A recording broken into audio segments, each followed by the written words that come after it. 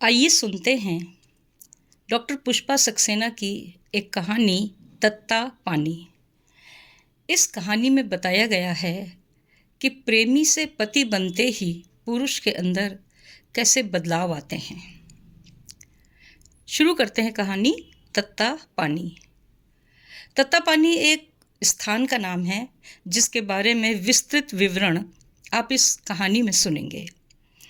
तत्ता पानी पहुंचते दोपहर हो गई थी।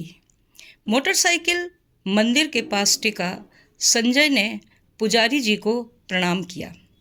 प्रसन्न रहो बेटा, चश्मे का ठंडा पानी पियोगे? नहीं बाबा, नीचे सतलज का पानी पिएंगे। आओ अनु, नीचे उतरते हैं। ओह गॉड, पूरे 3 घंटे मोटर बाइक पर बैठे बैठे बदन दुख गया। पहले पता होता इतनी दूर आना है तो कभी ना आती। अनुपमा ने नाराज़गी दिखाई। कम ऑन अनु, सतलज के ठंडे पानी से हाथ मुंह धोते ही सारी थकान मिनटों में भाग जाएगी। अब जल्दी करो यार। नीचे उतरना क्या आसान है संजय? अगर उतर पाने का साहस नहीं तो बंदा हाजिर है, उठा कर ले चलूं? संजय ने शरारत से पूछा। छी, हमें ऐसा मजाक पसंद नहीं। मेरे पाँव में काफ़ी ताकत है, किसी पर बोझ बनने का शौक नहीं, समझे? सिर पर चमकते सूरज के कारण अनुपमा के उजले मुख पर पसीना झिलमिला उठा था।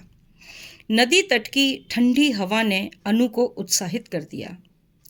सलवार के पांचे ऊपर मोड़ बच्चों की सी आतुरता के साथ अनुपमा सतलज के ठंडे पानी में जा खड़ी हुई। मुंह पर ठंडे पानी के छींटे डाले ही थे कि सिर के ऊपर आती पानी की बौछार से अनुपमा भीग उठी। दृष्टि उठाते सामने खड़ा संजय नजर आया। अच्छा, तो ये तुम्हारी शरारत थी? अनुपमा ने संजय पर भी पानी की बौछार कर डाली। अरे अरे, ये क्या कर रही हो? सारे कपड़े भीग गए। और मैं जो पूरी भीग गई वो कुछ नहीं, बाल सूखने में पूरा 1 घंटा लगेगा। इतने लंबे बाल रखती ही क्यों हो? छोटे बाल कटा लो, 5 मिनट में सूख जाएंगे।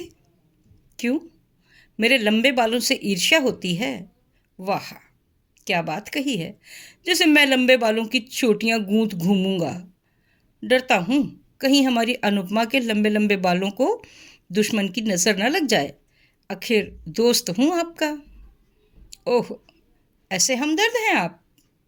Of course. और देखो, इस बात को कभी भूलना नहीं। भला ये भी भुलाने की बात है संजय? अनुपमा गंभीर हो उठी थी। यहाँ आना अनु, तुम्हारे लिए एकदम अनोखी चीज़ है मेरे पास।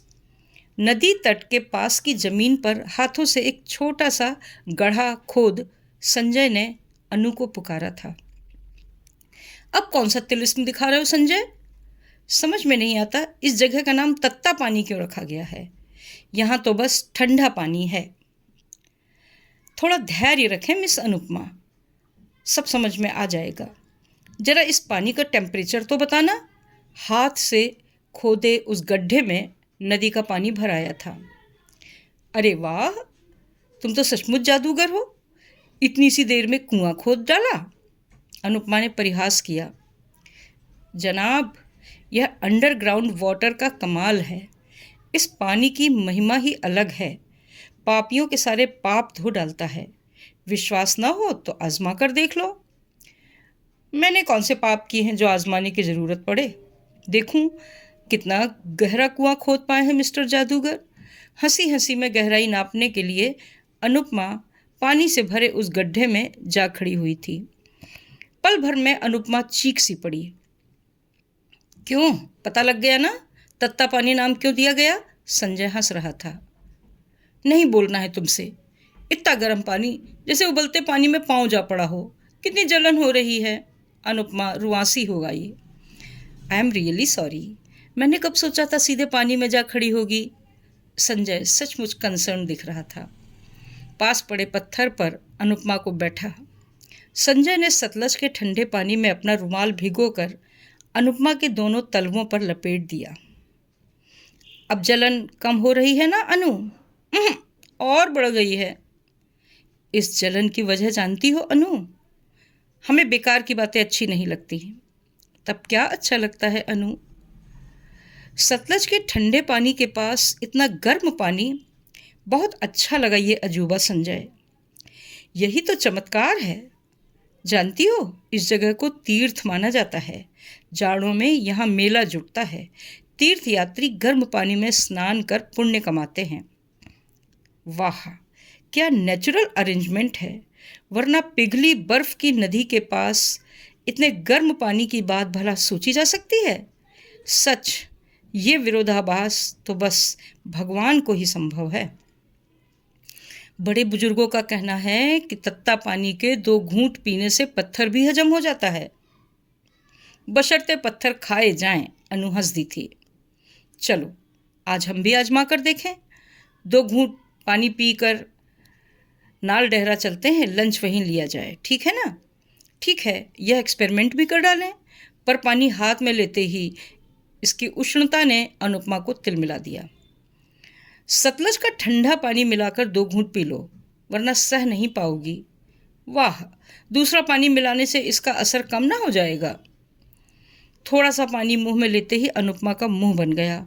ओह नो, ये तो एकदम खारा है। इसमें गंधक जो मिला है, गंधक की तासीर जानती हो? संजय ने जानकारी देनी चाहिए थी।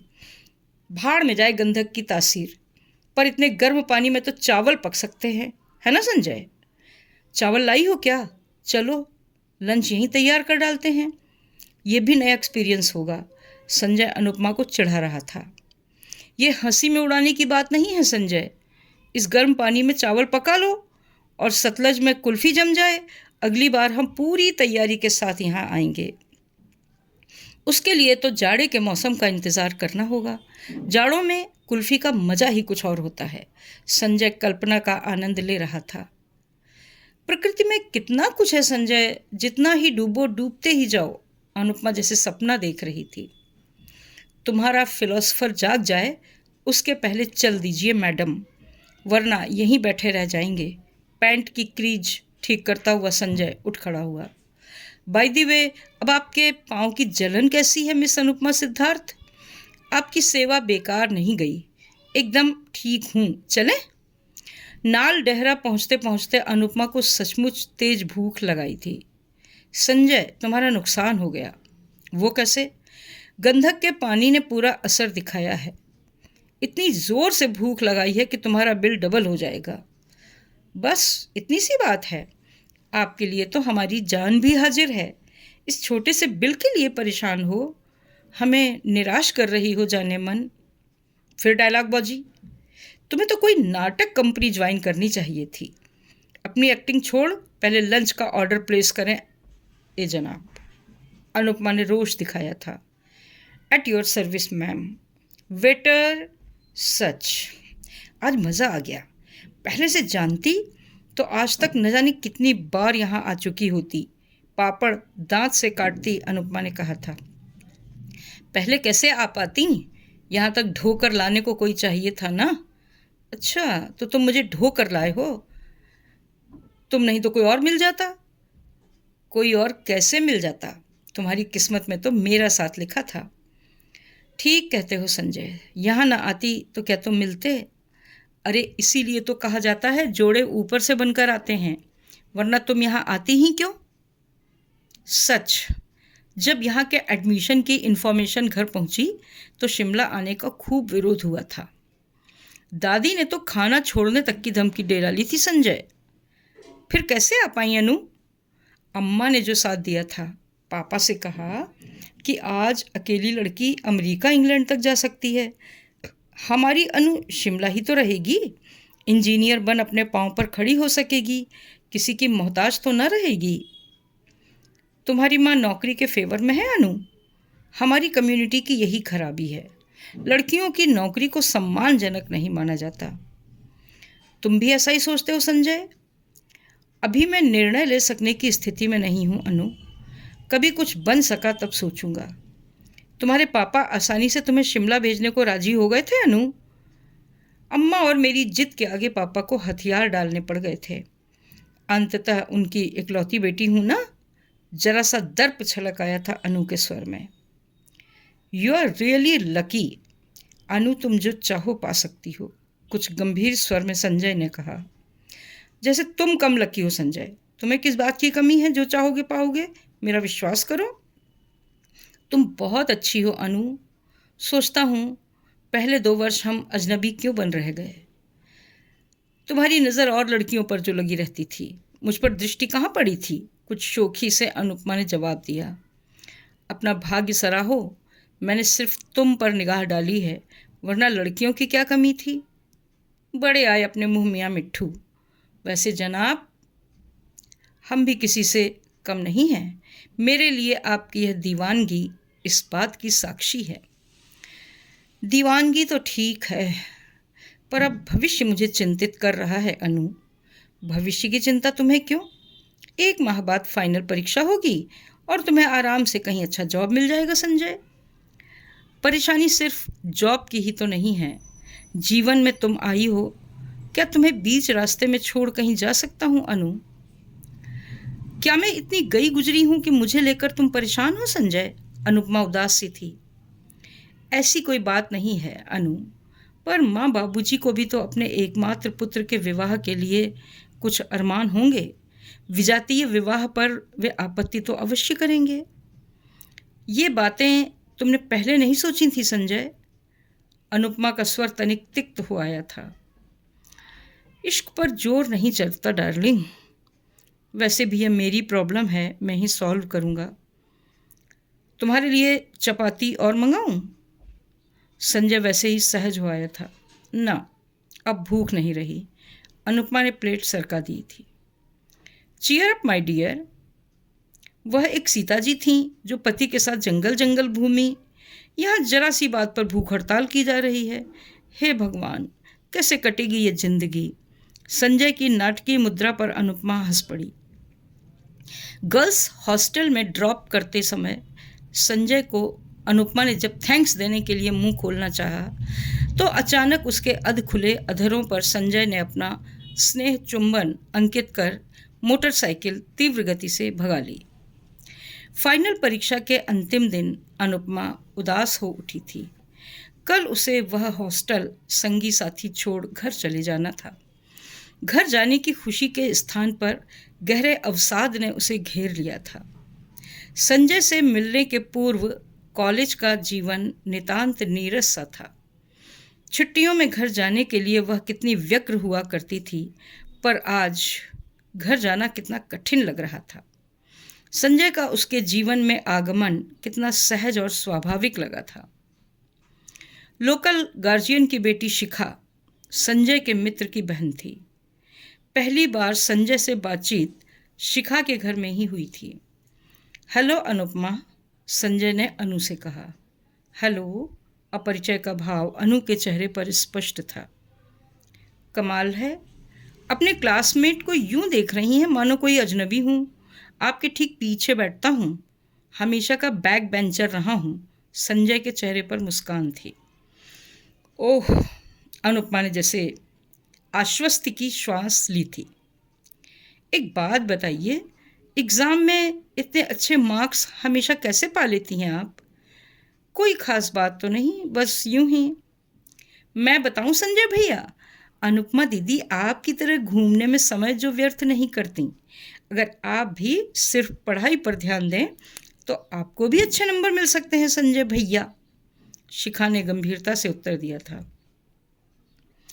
हियर हियर, आपकी सलाह सिर आँखों पर।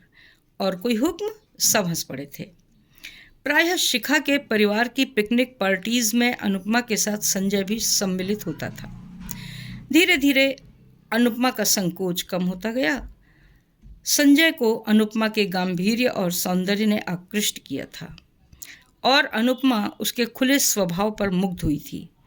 अनुपमा के गांभीर्य का कवच भेद संजय उसके हृदय के इतने नज़दीक पहुंच गया था कि आज उससे बिछोह अनुपमा को असंभव लग रहा था। घर वापसी के समय संजय अनुपमा को छोड़ने स्टेशन आया था। अनुपमा के उदास मुख पर संजय हंसी ले आया था। घर पहुंच हमें भूलने की ज़रूरत मत करना अनु। कोई दूसरा खोज लिया तो उसका हत्यारा मैं ही बनूंगा, समझी? अगर तुमने देर की तो अम्मा पापा प्रतीक्षा नहीं करेंगे। उन्हें मेरे फाइनल एग्ज़ाम्स की ही प्रतीक्षा थी, वरना अब तक डोली पर बिठा विदा कर दी गई होती। मेरे रहते अनु की डोली किसी और के घर में नहीं जा सकती। ये बात माँ पापा को ठीक से समझा देना अनु। चलती गाड़ी से अनु देर तक संजय को हाथ हिलाते देखती रही। घर में अम्मा पापा से अधिक दादी उसके लिए व्यग्र थीं। चल, छोकरी की जिद पूरी हो गई, इंजीनियर बन गई, अब तो इसके हाथ पीले कर बेटा, वरना मैं चैन से मर भी न सकूंगी। वाह दादी, बियाह मेरा नहीं होगा और चैन से दादी नहीं मरेंगी, भला ये भी कोई बात हुई? हाय राम, जरा लड़की की बातें तो सुनो। इसीलिए कहते हैं लड़की को जियादा ना पढ़ाओ, 10 गज की लंबी जबान चलाए है छोकरी। दादी क्रुद्ध हो उठी थी। अम्मा, तुम सब मेरी चिंता छोड़ दो, कुछ ही दिनों में मुझे मांगने वह आएगा। कौन आएगा अनु? कहीं कुछ उल्टा सीधा तो नहीं कराई है?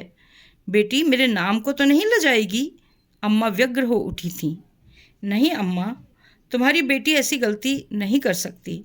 कुछ दिन और प्रतीक्षा करो, सब ठीक हो जाएगा। संजय का पत्र पाकर अनुपमा का मन फीका पड़ गया। मेरी अनु, माँ बाबूजी को समझा पाना कितना कठिन है। बात बात में समाज और रीति रिवाजों की दुहाई देते हैं। मेरे विजातीय विवाह के कारण मेरी 2 छोटी बहनों का भविष्य प्रभावित हो सकता है। एक रास्ता है, अगर उनके विवाह में भारी दहेज दे दिया जाए तो शायद उनका रिश्ता अच्छे परिवारों में हो सके, पर मेरे वेतन से यह शर्त पूरी कर पाना संभव नहीं है अनु। मेरी बात, मेरी परेशानी समझ रही हो ना? तुम्हारे सिवा किसी अन्य की कल्पना भी नहीं कर सकता, वरना माँ बाबूजी ने तो धनाढ्य परिवारों की इकलौती लड़कियां मेरे लिए देख रखी थीं, पर किसी और से विवाह के लिए वे मुझे राजी नहीं कर सकते। मेरी अनु, तुम अपने पापा को राजी करके मेरे बाबूजी के पास भेज दो, तुम्हारी जिद वे जरूर मान जाएंगे। एक बात और कहनी है, दहेज में बाबूजी जो भी मांगे उसे अपने पापा से कहकर स्वीकृति दिला देना। हम दोनों मिलकर पापा का दिया सब वापस कर देंगे, सिवाय उनकी बेटी के।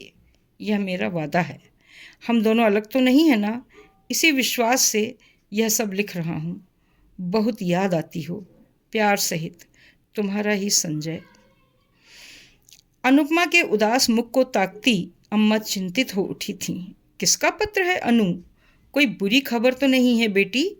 प्रत्युत्तर में पत्र माँ को थमा अनुपमा मौन रह गई थी।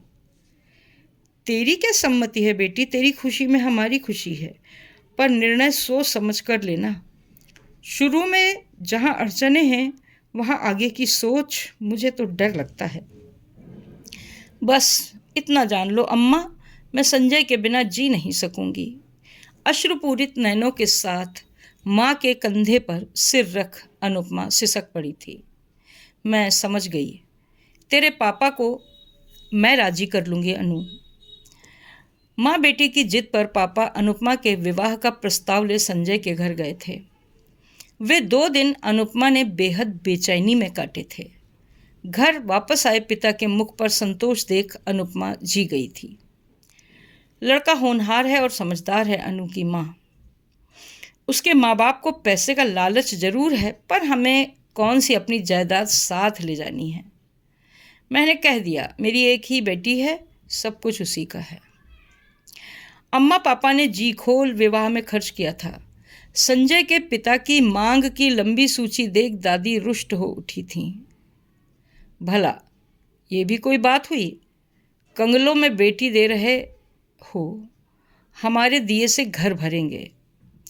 ऐसे कुबोल न बोल अम्मा। अरे लड़के ने तो साफ कहा था उसे हमारा कुछ नहीं चाहिए, पर बाप के आगे विवश है। पूरा घाघ है संजय का पिता, फिर हमारे पास क्या कमी है? इतना देकर क्या हम कंगाल हो जाएंगे? पापा ने हंसकर बात टालनी चाहिए थी। और अम्मा जी, जब हम अपनी लड़की ही दे रहे हैं तो और सब सामान की क्यों चिंता करें? सब कुछ उसी का तो है। अनुपमा की माँ ने सास को समझाना चाहा था। धूमधाम के से विवाह के बाद अनुपमा ससुराल पहुंची थी। ससुराल के छोटे से दरबे नुमा घर को देख अनुपमा का जी कसक उठा था। यह देखकर भी पापा ने उसके विवाह के लिए अपनी स्वीकृति दी थी। पापा कर भी कह सकते थे। लाडली बेटी का हठ उन्हें विवश बना गया था। अपने कमरे की सीढ़ियां चढ़ती अनुपमा उदास हो उठी। घूंघट काढ़े बैठी अनु को देखने आई औरतें बार बार घूंघट हटाकर उसे तौलती सी लगती। अनु की परेशानी के जवाब में संजय ने कहा, नई बहू के मुख को देखने को मेला जुटता है, बाद में कौन पूछता है। 4 दिन इसका भी आनंद उठा लो अनु। कितनी सहजता से संजय ने समझा दिया था। अनगिनत रीति रिवाज निभाती, पूजा आरती करती अनुपमा थक गई थी। जमाना कहाँ बदला था। उसकी इंजीनियरिंग की डिग्री का क्या मूल्य था। और तो और अपने घर के पुरातनपंथी आचार विचार को पूर्ण निष्ठा से निभाता संजय भी अनुपमा के लिए एक नया व्यक्ति था। हर बात में माता पिता के सेंटिमेंट्स का हवाला देकर वह अपने को सर्वथा मुक्त रखता था। विवाह के 2 माह बाद बिजली विभाग के एक कार्यालय से अनुपमा के लिए साक्षात्कार में उपस्थित होने का पत्र आया था।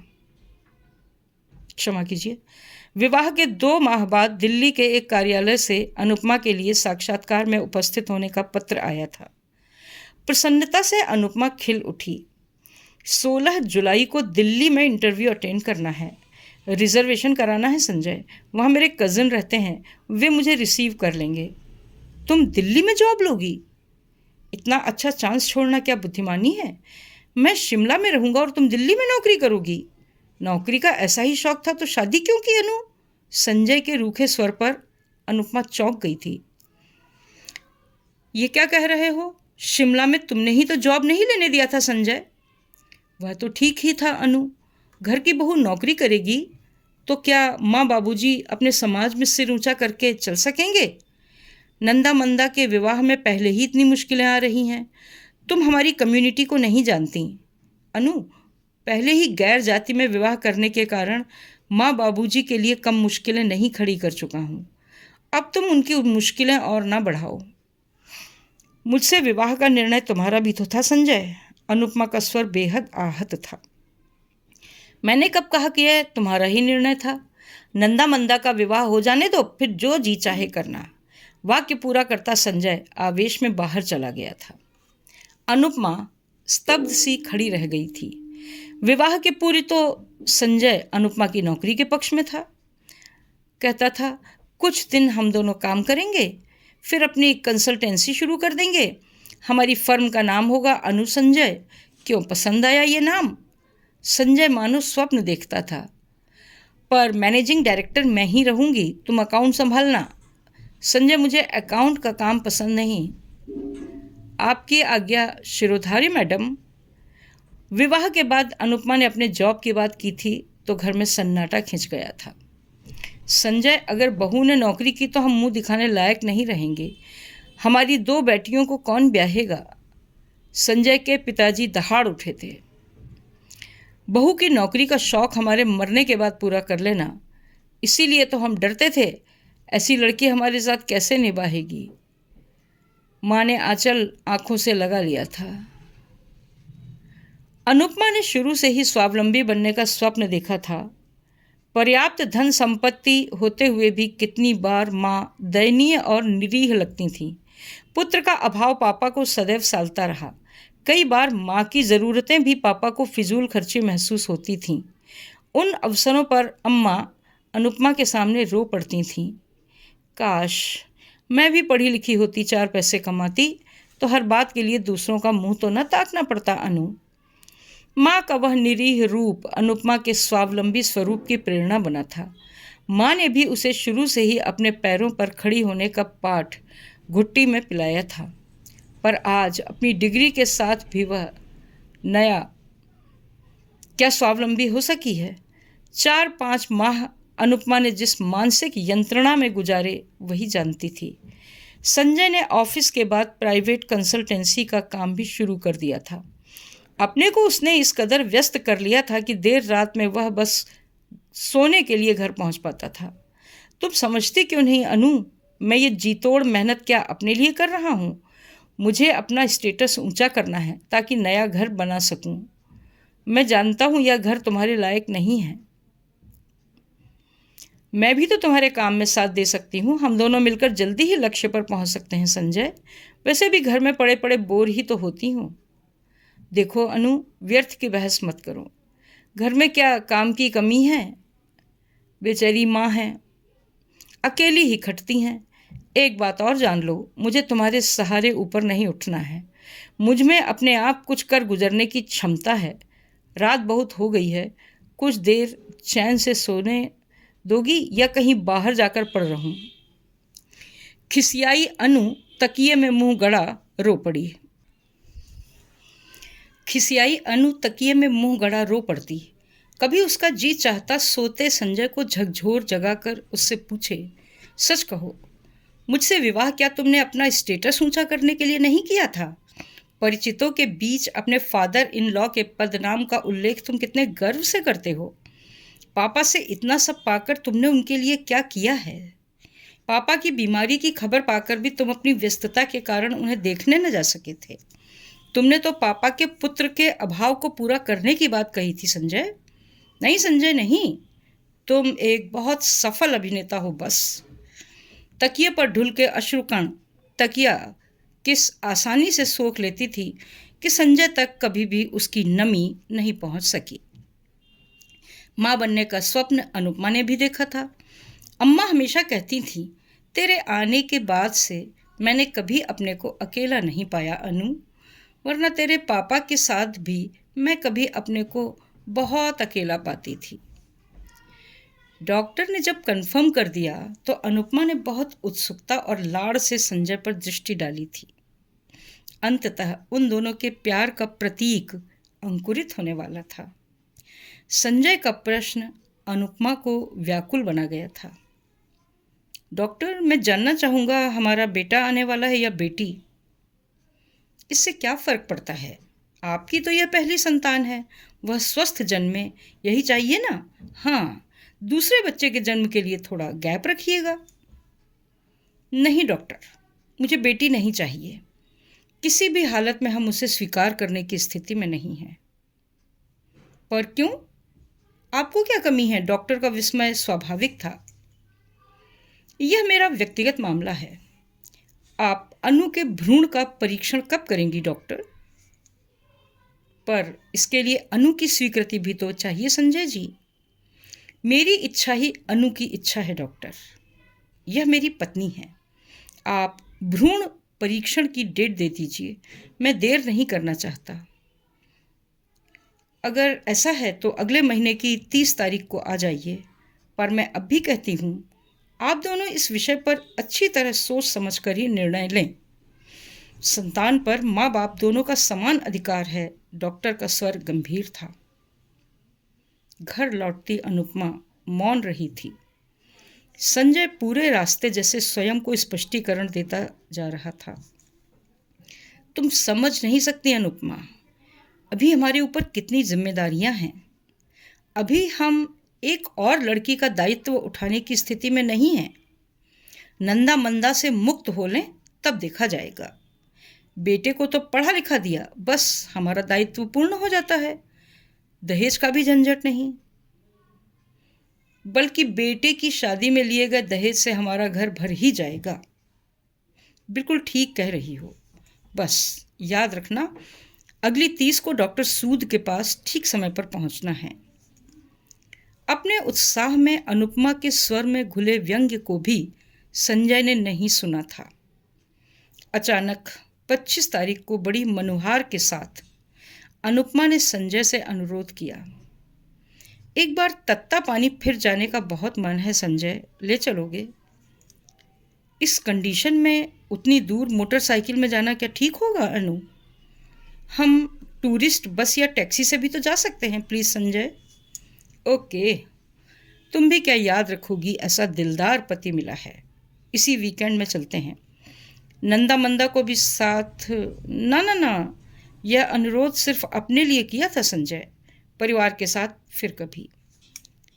तुम्हें मेरे परिवार वाले अच्छे नहीं लगते अनु? क्या यह मेरा परिवार नहीं है संजय? पर कभी कोई पल तुम्हारे साथ अकेले बांटने की आकांक्षा भी तो अस्वाभाविक नहीं है ना? ठीक है, तुमसे बहस में जीतना कठिन है। तुम्हारी ही बात रही, सैटरडे को 10 बजे निकल सकोगी? तुम्हें प्रतीक्षा नहीं करनी होगी संजय। शनिवार को ठीक 10 बजे कार का हॉर्न सुनाई पड़ा था। अनु तुरंत बाहर आ गई। शायद उसकी सुविधा के लिए संजय ने टैक्सी अरेंज की थी। बाहर संजय के मित्र कैलाश नाथ की लाल मारुति में सामने वाली सीट पर कैलाश के साथ संजय उसकी प्रतीक्षा कर रहा था। हेलो अनु भाभी, कैसी हैं? थैंक्स। अब बाहर क्यों बैठे हैं? आइए। अरे, उसे घर आने का निमंत्रण दे रही हो? अभी 70 किलोमीटर जाना है। व्यर्थ की फॉर्मेलिटी छोड़ो और जल्दी से आ जाओ, देर हो रही है। संजय का स्वर खींचा सा था। क्या कैलाश जी भी जा रहे हैं? उसे तो नाल डहरा जाना था। मेरी रिक्वेस्ट पर तत्ता पानी तक चल रहा है। सच्चा यार है मेरा। ऐसे ही जाने को तैयार नहीं हुआ हूँ। मेरी शर्त है कि लंच अनुभवी ही खिलाएंगी। कैलाश जोर से हंस पड़ा था। आप क्यों व्यर्थ उतनी दूर जाएंगे? हम लोग फिर कभी और चले जाएंगे। अनु का स्वर बुझा सा था। बेकार का झंझट मत खड़ा करो। तुम्हारी ही जिद पर पूरा दिन वेस्ट कर रहा हूँ, वरना मुझे जाने में कोई इंटरेस्ट नहीं था। संजय झुंझला उठा। ओह समझा भाई संजय, यह तो तुम्हारी ज्यादती है। भाभी तुम्हारे साथ अकेले जाना चाहती थी और तू मुझे पकड़ लाया। विश्वास कीजिए भाभी, मैं कबाब में हड्डी नहीं बनूंगा। नाल डेहरा तक तो मुझे टॉलरेट कर सकती है ना? नहीं, वैसी कोई बात नहीं थी। मैं तो आपके कष्ट का सोचकर ही कह रही थी। अनु संकुचित सी थी। अब आ भी जाओ अनु, वरना पूरा दिन यहीं बीत जाएगा। संजय रुष्ट हो उठा था। तत्ता पानी पहुंच अनुपमा ने एक पल के लिए भी संजय की प्रतीक्षा नहीं की थी। सीधे ऊंची कगार से उतरती अनु सतलज तट पर जा पहुंची थी। पीछे से लगभग भागता आया संजय हाँफ उठा था। ऐसी भी क्या जल्दी थी? मुझे भाग कर आना पड़ा।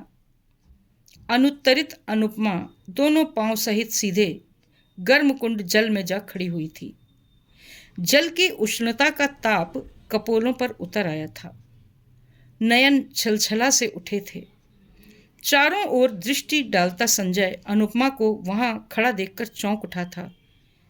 ये क्या पागल हो गई हो? पांव में छाले पड़ जाएंगे, तब पता लगेगा। याद है संजय, इसी उष्ण जल का ताप हरने को तुमने अपनी रुमाल को सतलज में भिगो भिगो कर मेरी जलन दूर की थी। अब भी मुझसे उसी पागलपन की अपेक्षा रखती हो? जल्दी बाहर आओ। नहीं, अब मैं उस भावुकता की अपेक्षा नहीं रखती। जानते हो, इसी जलकुंड नहीं, अग्निकुंड से पांव बाहर निकालने के बाद मैंने तुम्हें वरण करने का निर्णय लिया था, और आज इसी अग्निकुंड में खड़े हो मैं तुम्हें त्यागने का संकल्प ले चुकी हूं। संजय, कैसी बहकी बहकी बातें कर रही हो अनु? बस यही बताने यहाँ इतनी दूर से आई हो? हाँ संजय, उस दिन मैं विस्मित हुई थी।